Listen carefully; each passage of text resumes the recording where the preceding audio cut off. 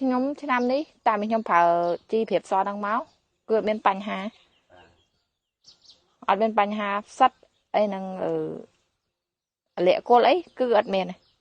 ឈ្មោះងានផល្លារស់នៅភូមិតាពាំងចកស្រុកពាំកក់ខេត្តតាកែវក្នុងរោងហ្នឹងដាំអាចលេជាមួយនឹងកញ្ញាញ់ហើយនឹងទឿមានលេទឿពីរមុខប្រើអស់2 តោនកន្លះ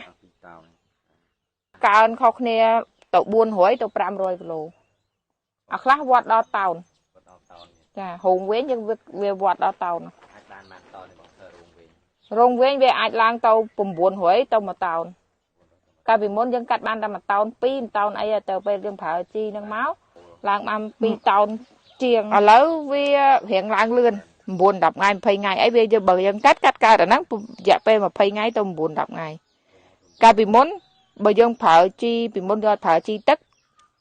វា25ថ្ងៃមិនអាចកើតតែឥឡូវវាលឿនជាងមុនខ្ញុំឆ្នាំនេះតាមខ្ញុំប្រើជីព្រាបសនឹងមកគឺអត់មានបញ្ហាផ្សិតអីនឹងលាក់គល់អីគឺអត់មានតាមការណែនាំរបស់គ្រូខ្ញុំវាអត់មានជួបបញ្ហាអីចឹងណាចង់ឲ្យប្រើ